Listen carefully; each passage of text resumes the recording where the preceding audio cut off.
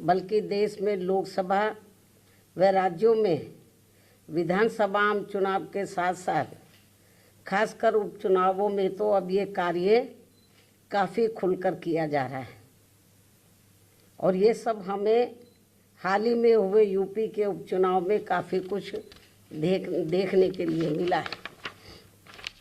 और इस बार महाराष्ट्र स्टेट में विधानसभा के हुए आम चुनाव में भी इसको लेकर काफ़ी आवाज़ें उठाई जा रही हैं। ये अपने देश में यह लोकतंत्र के लिए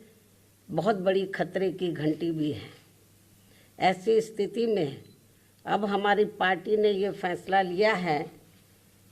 कि जब तक देश में फर्जी वोटों को डालने से रोकने के लिए देश के चुनाव आयोग द्वारा कोई सख्त कदम नहीं उठाए जाते हैं,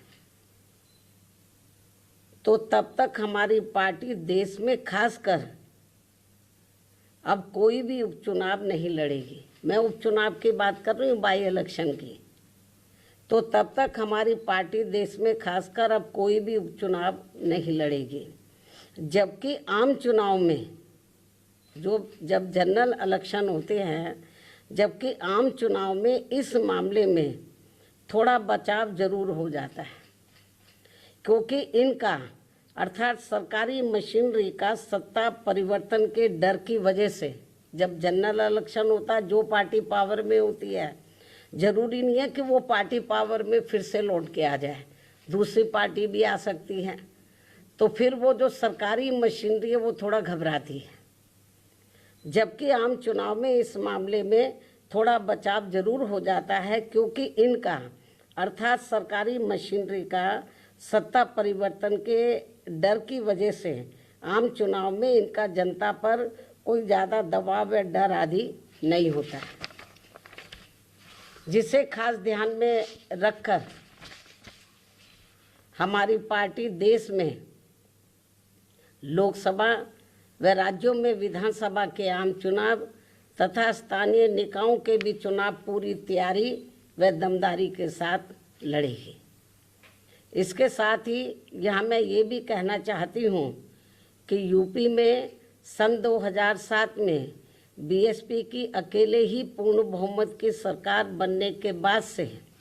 कांग्रेस, बीजेपी व इनके समर्थक सभी जातिवादी पार्टियां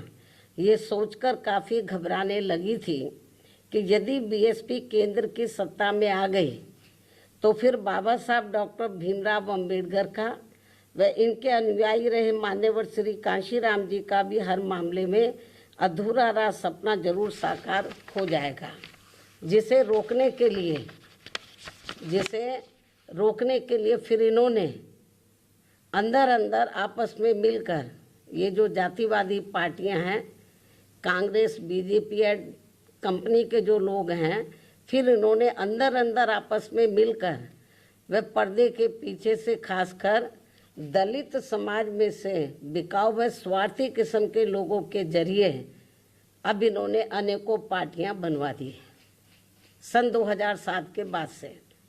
जिनको चलाने व चुनाव लड़ाने आदि पर पूरा धन इन्हीं पार्टियों का लगता है। तभी ये पार्टियां कई कई दर्जन गाड़ियों को साथ में लेकर चलती हैं और अब तो ये हेलीकॉप्टर व प्लेन से चुनावी दौरा भी करते हैं। ऐसी लोगों में ये आम चर्चा है। जबकि हमारी पार्टी बीएसपी इसके लिए पार्टी के लोगों से बीएसपी सदस्यता आदि के जरिए अपना खर्चा खुद उठाती है। यहाँ ये भी गंभीरता से सोचने की बात है। और इतना ही नहीं, बल्कि फिर ये विरोधी पार्टियाँ अपने राजनीतिक लाभ के लिए उनके हिसाब से उनसे उम्मीदवार खड़े करवा के अब बीएसपी को कमज़ोर करने में लगी है। इसके साथ ही अब तो इन बिकाऊ व स्वार्थियों को मजबूती देने के लिए अब ये विरोधी पार्टियां अपना खुद का भी वोट ट्रांसफ़र करवा के इनके हर राज्य में 1-2 एमपी व एमएलए भी जितवा कर भेज रही है। इसलिए ऐसे सभी बिकाऊ व स्वार्थियों की पार्टियों को अब अपने भोले भाले दलितों आदिवासियों, अन्य पिछड़े वर्गों व अक़लियतों को भी अपना एक भी वोट देकर खराब नहीं करना है। ये सब हमें अभी हाल ही में हरियाणा, महाराष्ट्र, झारखंड के हुए विधानसभा आम चुनाव के साथ साथ यहाँ उत्तर प्रदेश में भी 9 विधानसभा की सीटों पर हुए उपचुनाव में काफ़ी कुछ देखने के लिए मिला है। ऐसे में अब इन सभी वर्गों के लोगों को इन्हें जाति, बरादरी, रिश्ते नातों, यार दोस्तों आदि के भी चक्कर में न पड़कर अपना वोट ऐसी किसी भी पार्टी को नहीं देना है, बल्कि अपनी एकमात्र हितैषी पार्टी बीएसपी को ही अपना वोट देना है, जिसकी नीतियों व कार्यशैली को इन्होंने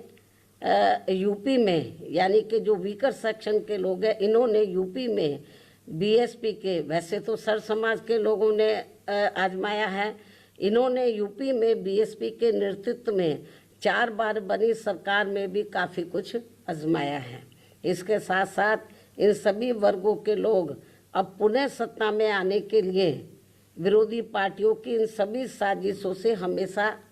सावधान रहना है और आपस में भाईचारा पैदा करके अपनी पार्टी बीएसपी को हर मामले में जरूर मजबूत बनाना है तथा इनकी इन सभी साजिशों से ये लोग हमेशा सावधान भी रहें। वर्तमान में समय की यही मांग है और सर्वजन हिताय व सर्वजन सुखाय के लिए इसकी ये खास ज़रूरत भी है। और अब मैं विरोधियों की इन सभी साजिशों के बीच अपनी पार्टी के लोगों ने अपने उम्मीदवारों को यहाँ उत्तर प्रदेश में, महाराष्ट्र में, झारखंड में और ख़ासकर उत्तर प्रदेश में जो 9 विधानसभा की सीटों पर बाई इलेक्शन हुए, तो इन सभी सीटों पर अपनी पार्टी के लोगों ने अपने पार्टी के उम्मीदवारों को जिताने के लिए जो पूरे जी जान से कोशिश की है, तो उनका मैं पूरे तय दिल से आभार प्रकट करते हुए अब मैं अपनी बात यहीं समाप्त करूं। लेकिन इससे पहले मैं यूपी सरकार को ये भी कहना चाहूँगी, कल यूपी में उपचुनाव को लेकर आए अप्रत्याशित नतीजों के बाद से खासकर संभल जिला सहित पूरे मुरादाबाद मंडल में काफ़ी तनाव की स्थिति व्याप्त थी कल से ही। ऐसे में शासन व प्रशासन को संभल में मस्जिद व मंदिर विवाद को लेकर सर्वे कराने का कार्य आगे बढ़ाना चाहिए था, जो तो ये ज़्यादा बेहतर होता। लेकिन ऐसा ना करके जो आज वहाँ सर्वे के दौरान जो कुछ भी बवाल हुआ है, हिंसा हुई है, तो उसके लिए यूपी का शासन व प्रशासन पूरी तरह से जिम्मेवार है। ये अति निंदनीय है। ये जो भी कुछ उधर हो रहा है ये अति निंदनीय है, जबकि ये काम दोनों पक्षों को साथ में लेकर शांतिमय ढंग से किया जाना चाहिए था, जो नहीं किया जा रहा है। ऐसे में अब मैं खासकर संभल के सभी लोगों से वहाँ शांति व्यवस्था बनाने की भी पुरजोर अपील करते हुए अपनी बात यही समाप्त करती हूँ। धन्यवाद। जय भीम व जय भारत।